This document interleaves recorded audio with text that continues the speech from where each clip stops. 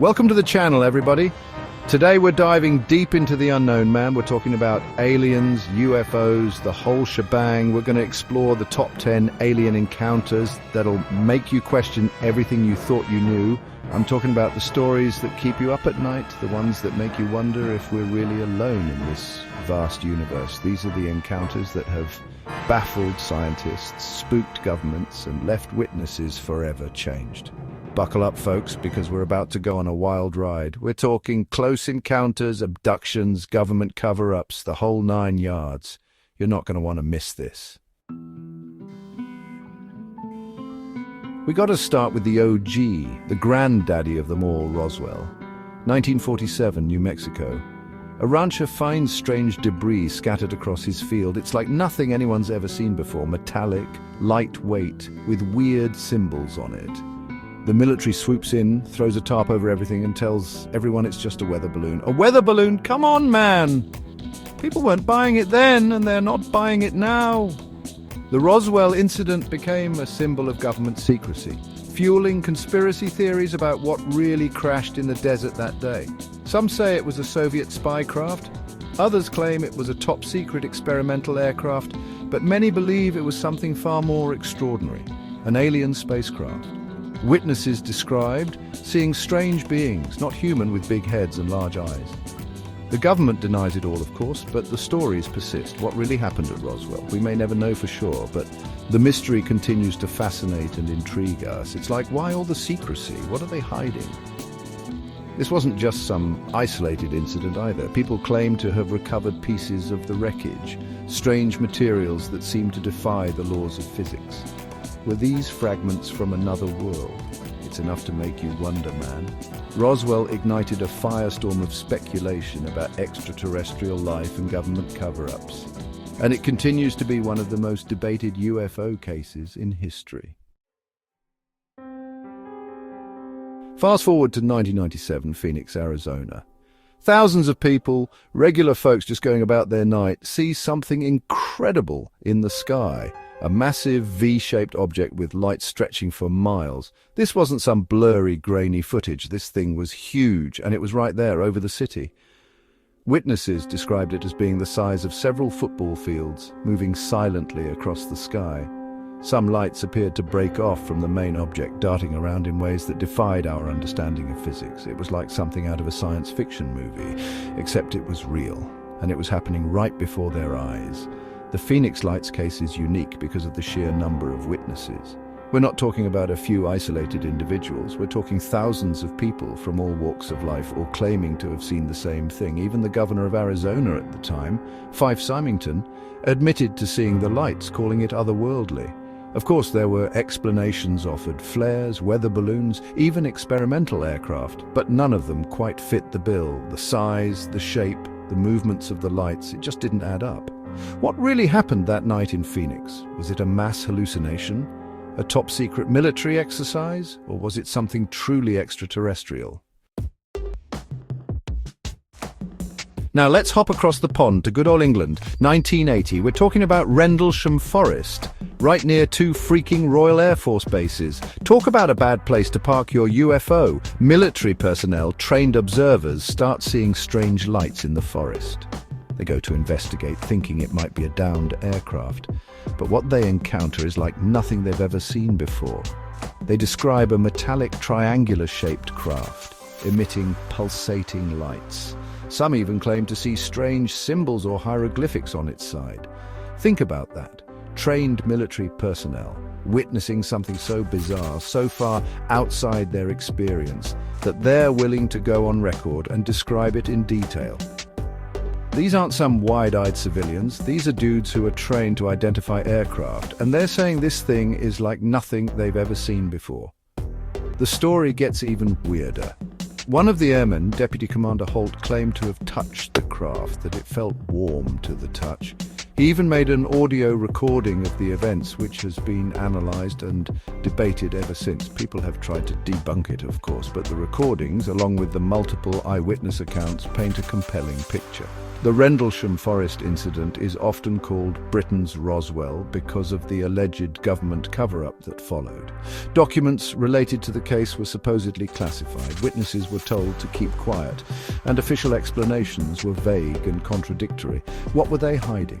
Was this a genuine encounter with an advanced technology, something beyond our current understanding?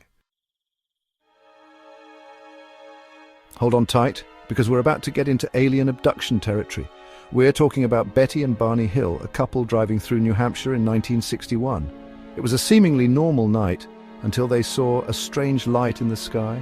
It seemed to follow them, and the next thing they knew, they were having missing time, hours unaccounted for. Now, missing time is weird, man. It's like your brain just hits the snooze button for a few hours. But for the Hills, it was more than just missing time. They started having vivid nightmares, terrifying dreams of being taken aboard a strange craft and subjected to medical examinations.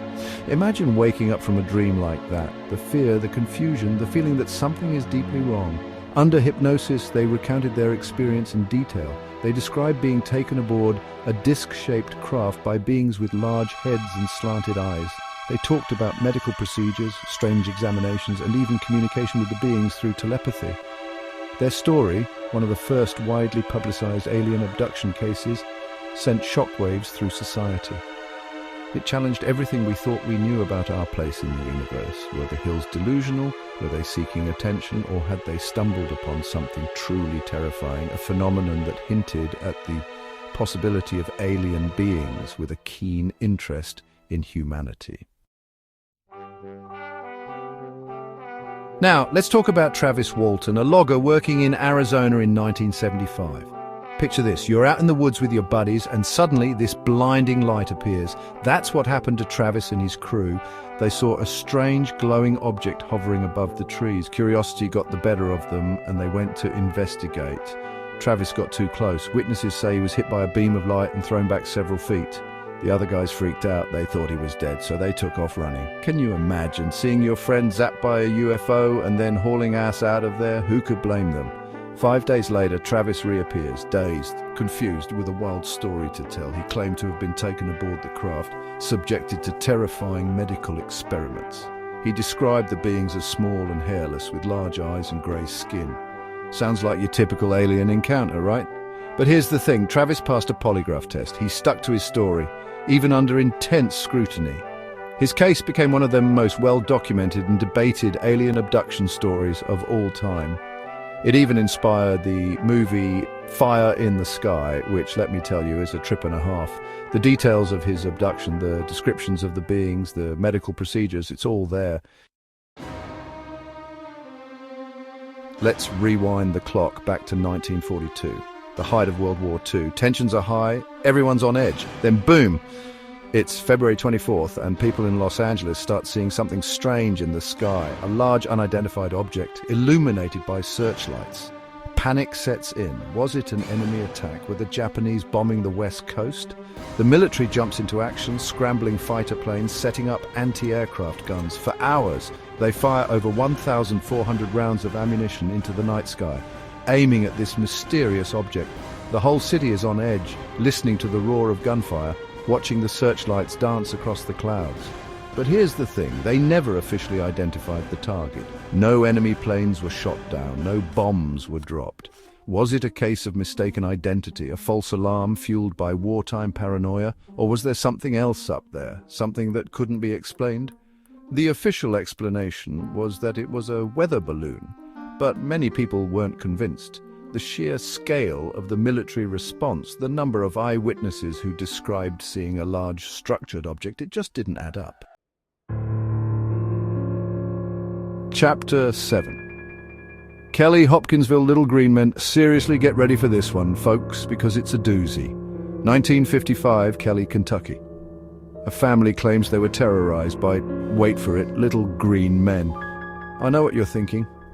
Little green men sounds ridiculous, right? But these folks were adamant. They swore they saw small humanoid creatures with large heads and glowing eyes running around their property. The family, the Suttons, described these beings as being about 3.5 feet tall, with long arms and claw-like hands. They said the creatures had large, round eyes that glowed in the dark, and they moved in a strange, jerky way. Imagine seeing these things outside your window, man. They claimed these creatures surrounded their farmhouse, peeking in windows, scratching at the walls. The family, terrified, grabbed their guns and fought back, firing shots into the night. This wasn't some quick encounter either. They said the creatures harassed them for hours. Now, there were no bodies found, no physical evidence of the creatures, but the family's story, as outlandish as it sounds, gained national attention. Were they telling the truth, or was it an elaborate hoax? Some skeptics suggest they mistook owls for aliens, but the family insisted they knew what they saw. The Kelly Hopkinsville encounter remains one of the strangest and most debated alien encounters in history. Chapter 8. Wesley the Schoolyard UFO. Hold on to your hats, because we're going down under for this one. 1966, Wesley High School in Melbourne, Australia. It's a bright sunny day, and over 200 students and teachers witnessed something incredible, a UFO landing in a nearby field. This wasn't some blurry object in the distance. This thing came down right in front of them. Imagine you're a kid in school looking out the window and you see a freaking spaceship landing in the field next door. That's what happened to these kids. Witnesses described a large, silver, disc-shaped object about twice the size of a car descending silently into the field. Some said it hovered there for a few minutes before shooting straight up into the sky. Teachers and students alike were stunned. They ran outside to get a closer look, but by the time they reached the field, the object was gone. All that remained was a circular patch of flattened grass, like something had been resting there. The Westall UFO incident is unique because of the sheer number of witnesses. We're talking about hundreds of kids and teachers, all claiming to have seen the same thing. It wasn't just a few kids with overactive imaginations. This was a mass sighting. Despite attempts to explain it away as a weather balloon or an experimental aircraft, the Westall case remains a compelling piece of UFO lore. Chapter 9, the Pascagoula Abduction, River of Fear. Now we're heading down south to Pascagoula, Mississippi. It's 1973, and two buddies, Charles Hickson and Calvin Parker, are fishing on the Pascagoula River. It's a peaceful night until something out of a nightmare happens. A strange blue light appears in the sky, and a craft of some kind descends, hovering near their fishing spot. Talk about wrong place, wrong time. Hickson and Parker claimed that 3 strange beings emerged from the craft. They described them as being about 5 feet tall, with grey, wrinkled skin and claw-like hands. But the weirdest part, they said the beings had no eyes, just slits where their eyes should have been. Hickson later reported that the being somehow levitated him and Parker onto the craft. They claimed to have been subjected to a strange examination, a feeling of being scanned or probed. Then, just as quickly as it happened, they were deposited back on the riverbank, the craft disappearing into the night. Hickson and Parker went to the police, terrified and shaken. Their story made headlines around the world. Were they telling the truth, or was it an elaborate hoax? Skeptics pointed to inconsistencies in their stories, but both men stuck to their accounts, even passing polygraph tests. The Pascagoula Abduction remains one of the most bizarre and unsettling alien encounters ever recorded. Chapter 10. Lonni Zamora, the cop who saw it all. For our final story, we're going back to New Mexico, 1964. This time it's not some random civilian, it's a police officer, Lonni Zamora. He's patrolling the outskirts of town when he sees something unusual, a flame shooting up from the desert. Thinking it's a car crash, he races towards it, ready to help, but what he finds is like nothing he's ever seen before. Zamora described seeing a strange egg-shaped object resting on the ground. It was metallic smooth with no visible doors or windows, and standing near it he saw 2 figures in white coveralls. He said they were small, about 4 feet tall, and they seemed to be working on the craft. Zamora, a respected police officer, was shaken to his core. He radioed for backup, but by the time other officers arrived, the craft and the beings were gone. All that remained were some landing marks in the desert and a bewildered police officer who couldn't explain what he'd just seen. The Lonni Zamora incident is significant because of the credibility of the witness. This wasn't some UFO enthusiast. This was a trained law enforcement officer with a reputation for honesty. His encounter, witnessed by other officers who saw the craft lift off, added fuel to the fire of the UFO debate. Was Zamora hallucinating, or had he stumbled upon a secret government project, or, as he himself believed, had he encountered something truly extraterrestrial? Chapter 11. What do you believe? So there you have it, folks. 10 of the most mind-blowing alien encounters ever reported, from Roswell to Rendlesham Forest, from the Phoenix Lights to the Pascagoula Abduction. These stories challenge our understanding of the universe and our place in it. Are we alone? Or are we being visited by beings from other worlds? It's a question that has captivated humanity for centuries. These encounters, whether you believe them or not, force us to confront the unknown, to grapple with the possibility that we are not the only intelligent life forms out there. They remind us that the universe is a vast and mysterious place, full of wonders and terrors beyond our comprehension. What do you believe? Have you ever had an encounter that you couldn't explain? Let me know in the comments below. And don't forget to like, subscribe, and hit that bell icon for more mind-blowing content. We'll be back soon with more explorations into the unknown. Until then, stay curious, stay open-minded, and keep looking up.